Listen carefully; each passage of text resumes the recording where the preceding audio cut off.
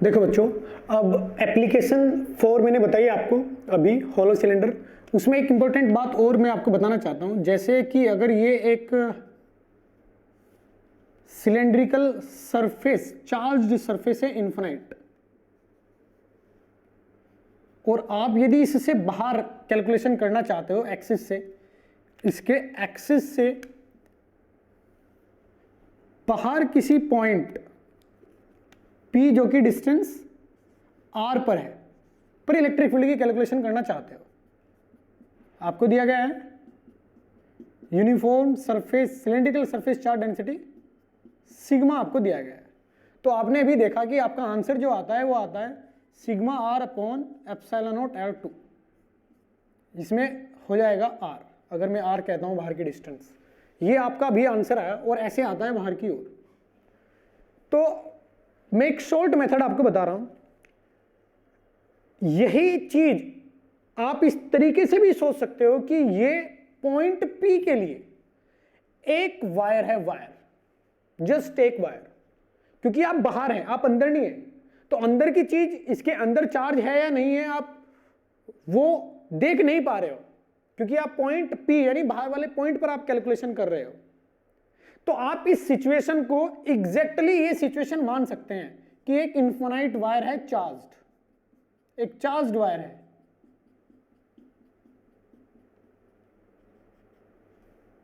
Infinite length का linear charge density lambda, इससे R distance point P पर electric field आपसे पूछा जा रहा है।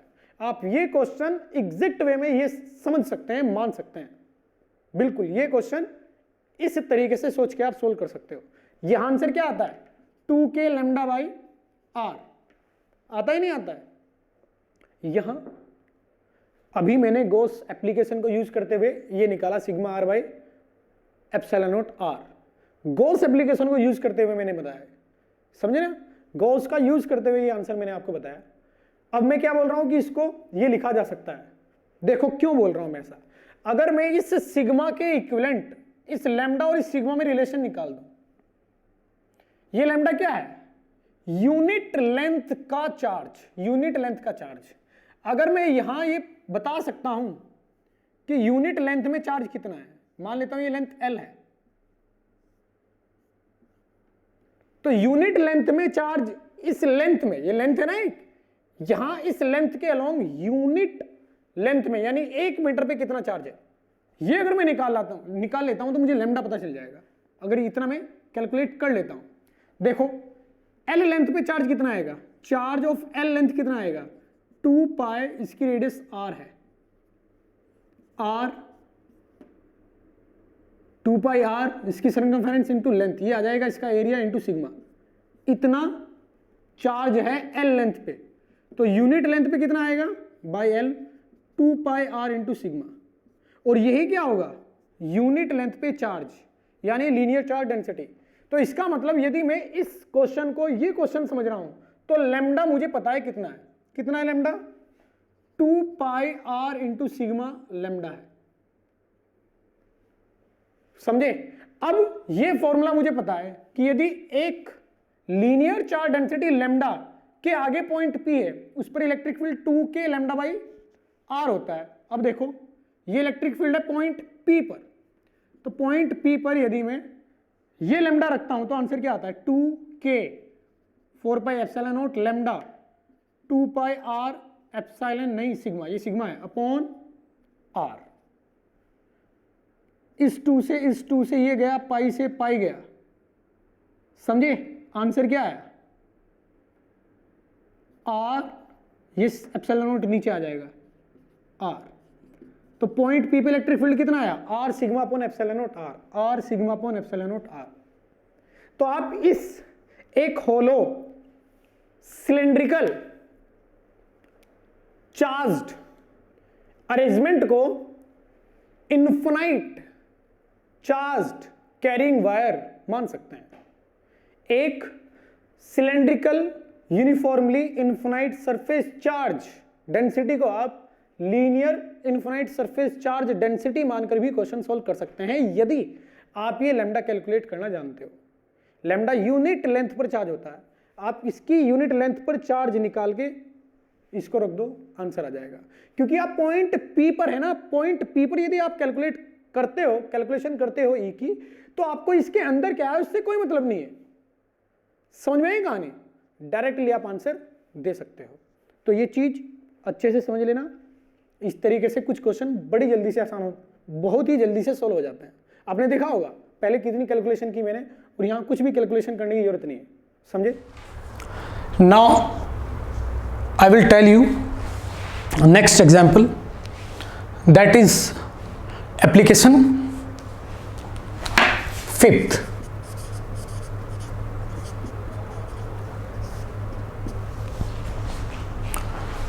गोस्लो की 5वीं एप्लीकेशन। ऐसे बहुत सारी एप्लीकेशन है, ठीक है। ये 5th पॉइंट है इसलिए मैंने एप्लीकेशन 5 बोल दिया। इसमें क्या है, calculation of electric field due to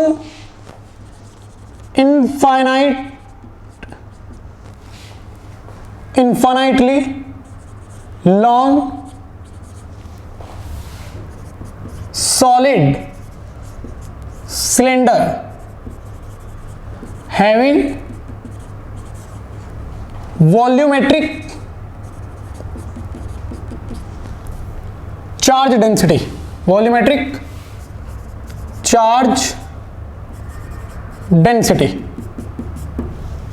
calculation of electric field due to infinitely long solid cylinder having volumetric charge density। का मतलब क्या है, मेरे पास एक सिलेंडर है जिसके इस बार वॉल्यूम में चार्ज है अंदर, मतलब यहां कोई मटेरियल है, उस मटेरियल में मैंने चार्ज एम्बेडेड किया हुआ है, समझे ना, इसके वॉल्यूम में चार्ज है इस बार, इसलिए मैंने इसको सॉलिड बोला है। ये इसका एक्सिस है और इसकी कोई फाइनाइट लेंथ नहीं है, ये इनफाइनाइट लेंथ का सिलेंडर है, ऊपर और नीचे। क्लियर? चार्ज इसके वॉल्यूम में है इस बार, और यूनिट वॉल्यूम का जो चार्ज है वो रो है, रो, वॉल्यूमेट्रिक चार्ज डेंसिटी रो। कैसे डिनोट करते हैं रो को? ऐसे, volumetric charge density rho, uniform volumetric charge density. मतलब ऐसा नहीं है कि किसी एक सेक्शन में ज्यादा चार्ज है और किसी एक सेक्शन में चार्ज नहीं है, यूनिफॉर्मली चार्ज इसके अंदर एग्जिस्ट करता है। इसकी लेंथ ऊपर नीचे इनफाइनाइट है, ऊपर और नीचे। आपको बताना है सेम पहले वाला क्वेश्चन कि इस सिलेंड्रिकल बॉडी के अंदर एक्सिस से एक पॉइंट P है R1 डिस्टेंस पर और एक पॉइंट Q है बाहर R2 डिस्टेंस पर, इसकी रेडियस R है सिलेंडर की। तो पॉइंट P और Q पर इलेक्ट्रिक फील्ड की कैलकुलेशन हमें करनी है। Electric field at point P, पहले अंदर कैलकुलेशन करते हैं। फिर से वही बात, हम एक ऐसा सरफेस यहां एज्यूम करेंगे कि जो पॉइंट P से गुजरता हो और इस अरेंजमेंट के सिमेट्रिकल हो। तो वो कैसा आएगा?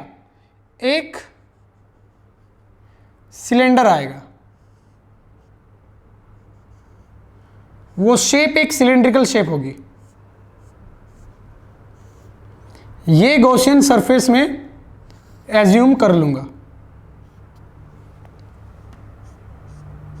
जो पॉइंट P से गुजर रहा है। मैं लिखूंगा फ्लक्स गॉसियन सरफेस।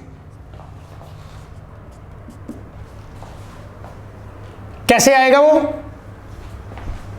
जो कर्व्ड एरिया है एक तो उससे आएगा और दो फ्लैट से रिलेटेड आएगा। क्लियर? अब देखो, जो कर्व्ड एरिया है उसके हर एक पॉइंट के ऊपर जितना चार्ज है उतना ही नीचे चार्ज है। आई बात समझ में? जितना ऊपर है उतना ही नीचे है। तो मुझे पता है कि इलेक्ट्रिक फील्ड इस प्रकार से ही आने वाला है। हर एक पॉइंट पर बाहर की ओर, रेडियली आउटवर्ड, तो मैं लिखूंगा कर्व की वजह से integration E dot D A, और फ्लैट पर एरिया वेक्टर ऐसे, इलेक्ट्रिक फील्ड ऐसे 90 डिग्री आ जाएगा 0। क्या आएगा ये 2 इंटू 0 यानी 0। एक्सक्यूज मी,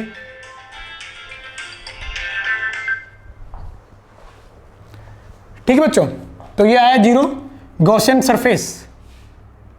अब इसमें हम कुछ इस प्रकार से कर सकते हैं, इसके अंदर का चार्ज, इस गॉसियन सरफेस को जो मैंने एज्यूम किया है इसके अंदर का चार्ज, अंदर का चार्ज कैसे आएगा, इसका वॉल्यूम निकाल लेते हैं। वॉल्यूम इनटू डेंसिटी, अरे मुझे पता है कि वॉल्यूमेट्रिक चार्ज डेंसिटी कितना है, रो, यानी यूनिट वॉल्यूम का चार्ज कितना है, रो, यूनिट वॉल्यूम का। तो इस वॉल्यूम का चार्ज कितना आएगा जो इसके अंदर है, इसका वॉल्यूम निकाल लेते हैं, pi are square, R1 square, इसकी लेंथ मान लेता हूं L है, L, pi r in 1 square into L volume into rho by epsilon naught, ये आ जाएगा। क्लियर। अब pi R1 square L rho upon epsilon naught, इधर तो क्लियर है, इधर E बाहर आ जाएगा, कॉस 0 आएगा, इसका एरिया आएगा, इसका एरिया कितना है 2 पाई R1 इंटू L। आई बात समझ में। अब यहां से इसको हम सॉल्व कर देते हैं, L से L गायब हो जाएगा, E बराबर आएगा रो R1 बाय 2 एप्सिलॉन नॉट, ये फाइनल आंसर आएगा आपको। इसका मतलब ये है कि एक्सिस से R1 डिस्टेंस पर electric field rho R1 by 2 epsilon naught होता है, यानी इलेक्ट्रिक फील्ड प्रोपोर्शनल है R1 की। ये पहला फॉर्मूला ऐसा आया है अभी तक पूरे इलेक्ट्रोस्टैटिक्स में जिसमें इलेक्ट्रिक फील्ड डिस्टेंस के डायरेक्टली प्रोपोर्शनल है, डायरेक्टली। अभी तक जहां भी इलेक्ट्रिक फील्ड हमने पाया डिस्टेंस के इनवर्सली प्रोपोर्शनल आई है इलेक्ट्रिक फील्ड अभी तक। ये पहला ऐसा फॉर्मूला है जिसमें इलेक्ट्रिक फील्ड डिस्टेंस के डायरेक्टली प्रोपोर्शनल है, यानी एक्सिस से अगर आप दूर जा रहे हो तो इलेक्ट्रिक फील्ड बढ़ता जा रहा है। ये पहला फॉर्मूला ऐसा है, ध्यान से समझना इस चीज को, समझे। अब इसके बाद यदि आप बाहर के पॉइंट पर कैलकुलेशन करते हैं, ये अंदर के पॉइंट की कैलकुलेशन थी, अब बाहर के पॉइंट Q पर आप कैलकुलेशन करते हैं तो कैसे करोगे, फिर से सेम कहानी, आप एक ऐसा सरफेस चूज करोगे जो कि Q से पास होता हो और साथ ही साथ में वो इस तरीके से एडजस्टेड हो कि आप क्या कर पाए, E डॉट डी ए का इंटीग्रेशन आसानी से कर पाए। इस तरीके से वो एडजस्ट भी होना चाहिए। तो फिर से मैंने L लेंथ का एक सिलेंड्रिकल गॉसियन सरफेस चूज किया,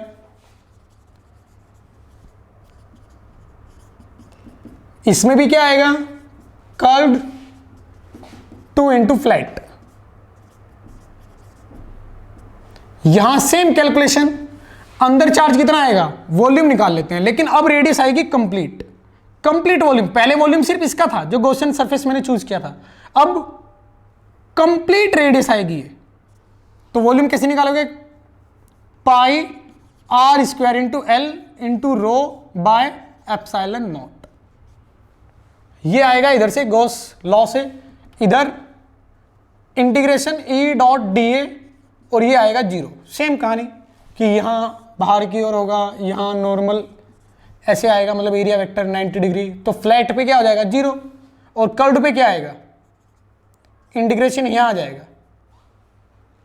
कर्व्ड पर इंटीग्रेशन इस प्रकार से आएगा, बराबर E कॉस 0 आएगा यहां, क्योंकि हर एक पॉइंट पे देखो इधर इलेक्ट्रिक फील्ड बाहर की ओर, एरिया वेक्टर बाहर की ओर, तो cos 0 1 होता है, उसे लिखने की जरूरत नहीं है। 2 पाई R2 इंटू एल, ये एरिया आ जाएगा। इधर आप लिखोगे rho pi are square L upon epsilon naught. अब ये L से L गया, E बराबर कितना आया, E बराबर आएगा पाई से पाई कैंसिल आउट हो जाएगा, rho R square 2 epsilon naught R2, ये आपका आंसर आ जाएगा इस केस में। समझे? यहां ये कांस्टेंट है, यहां इलेक्ट्रिक फील्ड R2 यानी बाहर वाली लेंथ, क्योंकि कैपिटल R तो कांस्टेंट है, इस सिलेंडर की रेडियस है। पॉइंट Q पर जो डिस्टेंस है वो R2 है, एक्सिस से डिस्टेंस R2, और उसके साथ ये इनवर्सली प्रोपोर्शनल है। इस फॉर्मूले में आप ये पा रहे हो कि यदि आप सिलेंडर से बाहर हो, यदि आप सिलेंडर से बाहर हो और दूर जाते जा रहे हो तो इलेक्ट्रिक फील्ड और कम होता जाएगा सिलेंडर से बाहर, क्योंकि सिलेंडर से बाहर आपको फॉर्मूला ये मिलता है, रो R स्क्वायर दोनों constant, 2 constant, epsilon not constant. अब यदि बाहर आप एक्सिस से ज्यादा दूर जा रहे हो तो ये बढ़ता जाएगा R2, इसका मतलब ये घटता जाएगा। आई कहानी समझ में? तो अगर आप यहां प्लॉटिंग भी करना चाहते हो इलेक्ट्रिक फील्ड की, कैसे कि एक्सिस से प्लॉटिंग कर लेते हैं, इधर इलेक्ट्रिक फील्ड दर्शाते हैं और इधर पोजीशन दर्शाते हैं, तो आप बोलोगे कि यहां इलेक्ट्रिक फील्ड 0, क्योंकि पिछले वाले केस में आप ये पाओगे rho into X by 2 epsilon naught electric field आया था inside, outside rho R square upon 2 epsilon naught into Y आएगा आउटसाइड। ये दो फॉर्मूले याद करोगे तो आप लिखोगे पहले इलेक्ट्रिक फील्ड बढ़ता जाएगा, सरफेस तक बढ़ेगा, अब उसके बाद ये घटने लगेगा ऐसे, और इन्फिनाइट तक जाते जाते ये 0 को अप्रोच करेगा, इधर इलेक्ट्रिक फील्ड। तो ये कर्व भी आपको आना चाहिए कि सेंटर पे इलेक्ट्रिक फील्ड 0, दूर जाते जाओगे इलेक्ट्रिक फील्ड बढ़ता जाएगा, सरफेस पे मैक्सिमम, फिर घटता जाएगा 0 तक। ये फॉर्मूला कितना होता है, ये फॉर्मूला कितना होता है पता होना चाहिए आपको, समझे? इस तरीके के कर्व पर क्वेश्चन आते हैं, इस कर्व पे भी क्वेश्चन आते हैं, इन दोनों फॉर्मूले पे क्वेश्चन आते हैं। अब आपका होमवर्क ये रहेगा, आप इसमें ऐसे सोचोगे कि अगर मैं पॉइंट P पर कैलकुलेशन करना चाहता हूं तो Q पर, पॉइंट Q पर कैलकुलेशन करना चाहता हूं तो पॉइंट Q तो बाहर है, तो इसके अंदर चार्ज है या नहीं चार्ज है मुझे कोई मतलब नहीं है इससे। अगर मैं Q पर कैलकुलेशन करना चाहता हूं तो Q पर कैलकुलेशन के लिए क्या जो स्मार्ट मेथड मैंने पीछे आपको बताया था, पिछले वाले पर जब ये होलो था, तो जो स्मार्ट मेथड मैंने बताया था कि इस अरेंजमेंट को हम एक वायर मान सकते हैं, यदि हम लैम्डा कैलकुलेशन कर लें, यूनिट लेंथ पर चार्ज कैलकुलेट कर लें, तो उस तरीके से भी क्या ये क्वेश्चन सोल्व कर सकते हो आप। पॉइंट Q पर यानी बाहर इलेक्ट्रिक फील्ड कैलकुलेशन के लिए क्या इसको एक इनफाइनाइट वायर की तरह ट्रीट किया जा सकता है, ये आप सोचेंगे, ये आपका होमवर्क है। बड़ा ही अच्छे तरीके की एनालॉजी है, बड़ा ही अच्छे तरीके से ये रिलेट किया जा सकता है, समझे? आपको बहुत ज्यादा क्लियर होंगी और ज्यादा अच्छे से चीजें क्लियर होंगी, तो ध्यान से ये देखें आप, समझे?